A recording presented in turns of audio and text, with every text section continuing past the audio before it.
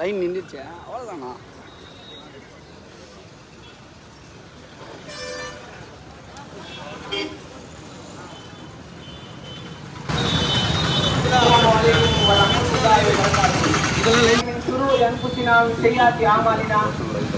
من يهده الله فلا مضل له ومن يضلل فلا هادي له واشهد ان لا اله الا الله وحده لا شريك له واشهد ان محمدا عبده ورسوله اما بعد.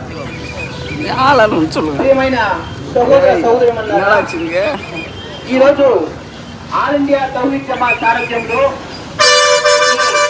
మత్తు పదార్థాలకు ఎదురుగా మత్తు పానీయాలను వ్యతిరేకించి ఈ యొక్క అవగాహన ర్యాలీని మేము ఏర్పరిచాము. దీనికి ఒక బలమైన కారణం ఉంది. సహోదర సహోదరులారా, ఇప్పుడు అందరూ ప్రతి ఒక్కరూ ఆలోచిస్తే మీకే అర్థమవుతుంది. ఈ మద్యం వల్ల సంవత్సరానికి ఒక సంవత్సరానికి ఎన్ని యాక్సిడెంట్ జరుగుతున్నాయో తెలుసా? మద్యం తాగడం వల్ల మాత్రమే, మద్యం తాగిన వాళ్ళు మాత్రమే ఒక సంవత్సరానికి ఆంధ్రప్రదేశ్లో మాత్రం సెన్సస్ ప్రకారం 1000 మంది మరణిస్తున్నారు. ఈ 1000 మంది మరణిస్తున్నారంటే వాళ్ళు తాగినందువల్ల. తాగకుండా వాళ్ళు తాగేసి వాళ్ళు యాక్సిడెంట్ చేసి ఎంతమంది మరణిస్తున్నారు లెక్కలో లేదు. ఇలా జరగడం కారణం ఏమిటి? ఈ మత్తును ఎందుకు ఆలోచిస్తున్నారు, మత్తు ఎందుకు కావాలనుకుంటున్నారని ఆలోచించారంటే ఆ మత్తు మీద ఉంటుందండి. ఆ మత్తు బాటల మీద ఏ రకం తెలుసా? మత్తు పదార్థాలు సేవించడం ఆరోగ్యానికి హానికరం, బాగా రాసుంటారు దాని మీద. కానీ చదువుకున్న వాళ్ళు కూడా సరే, చదువు లేనైనా పర్వాలేదు, అర్థం కాలేదని అనుకోవచ్చు. కానీ చదువుకున్న వాళ్ళు ఆ పాఠం తీసుకొని మత్తు పదార్థాలు ఆరోగ్యానికి హానికరం, ఓకే సూపర్ అని చెప్పి తాగుతున్నారంటే ఆ తాగుడికి ఎంతవరకు వాళ్ళు బానిసైనారో మీరు అర్థం చేసుకోవచ్చు. ఇక పొగ, ఈ మద్యం ఒక పొగ తీసుకున్నామంటే ఇంక పొగ చూసుకోండి. ఈ పొగ తాగడం వల్ల వాళ్ళకి మాత్రం క్యాన్సర్ వస్తుందా? కాదు. ఆ పొగను పీల్చడం వల్ల ఎక్కడ చూసినా సరే, టీ షాపుల్లో, పబ్లిక్ ప్లేసుల్లో ఈ పొగ తాగడం వల్ల వారికి మాత్రమే కాదండి, వారికి వచ్చే తక్కువ క్యాన్సర్ మాత్రమే. ఆ పొగ పీల్చడం వల్ల వాళ్ళ భార్యకు, వాళ్ళ పిల్లలకు, ఆ జనాల మధ్యలో ఎవరు పీల్చుకున్నారు వాళ్ళకందరికీ, తాగే వాళ్ళకి కాకుండా ఆ పొగను పీల్చడం వల్ల వాళ్ళకు వచ్చే క్యాన్సర్ వల్ల ఎంతో మంది మరణిస్తున్నారు. సహోదర సహోదరీమణులారా, ఈ తాగడం వల్ల ఎంత గౌరవాన్ని మనం కోల్పోతున్నామో తెలుసా? గౌరవంగా ఉదయాన్నే గుడ్డలేసుకొని అలా రోడ్డు మీదకి వస్తాడు, చాలా గౌరవంగా మనిషి.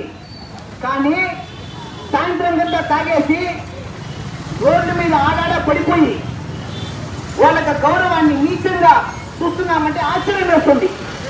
ఈ మద్యానికి ఇంత బలం ఎక్కడి నుంచి వచ్చింది? దానికి కారణం ఏమిటి? ఒక్కసారి ఆలోచించాలి. ఈ అవగాహన కార్యక్రమాన్ని మేము చేయడం గల కారణం ఏంటో తెలుసా? ముందు మనం మారాలి. మనం మారితే ప్రభుత్వం మారిపోతుంది, ఆటోమేటిక్ గా వచ్చి ఈ మద్యాన్ని నిషేధించవచ్చు. మనం ప్రతి ఒక్కరు ఆలోచించండి, దీనికి ఎందుకు మనం బానిస అవుతున్నాము? ఏదో కష్టపడి పని చేస్తున్నాము, అందువల్ల మేము తాగుతున్నాము, మాకు కొంచెం రిలాక్స్ అని చెప్తున్నారే. ఎంతో మంది పని చేస్తున్నారే, వాళ్ళకి ఎటువంటి రిలాక్స్ లేదా? వాళ్ళు తాగడం లేదే. ఇది మీరు అర్థం చేసుకోవాలి సోదర సోదరులారా.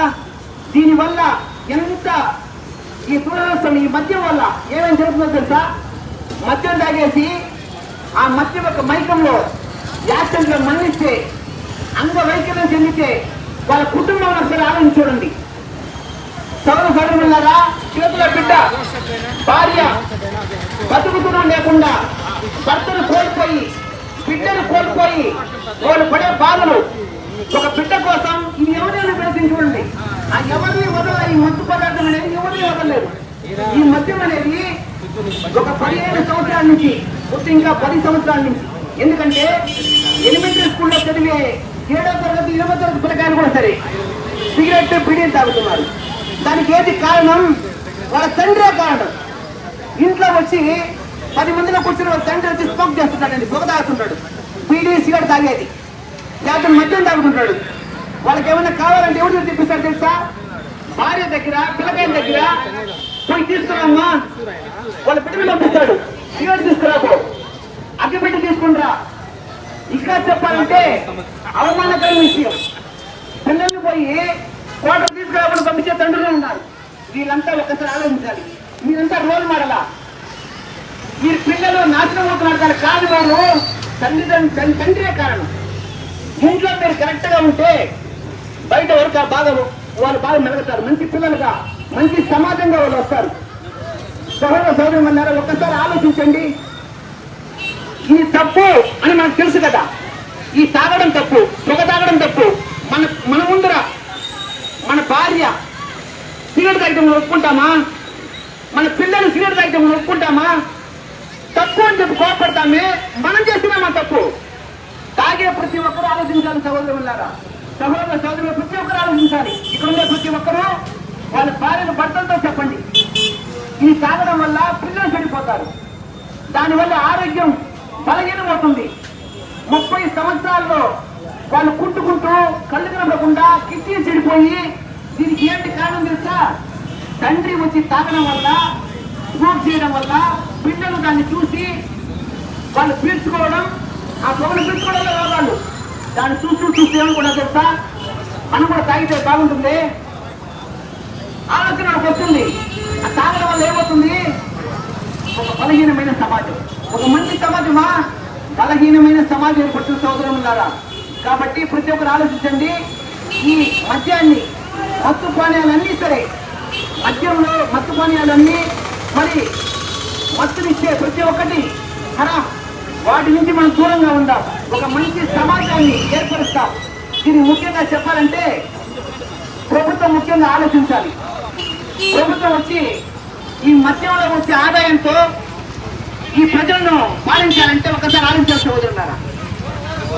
మద్యంలో వచ్చే ఆదాయంతో ప్రజలకేం మంచి అయిపోతారు.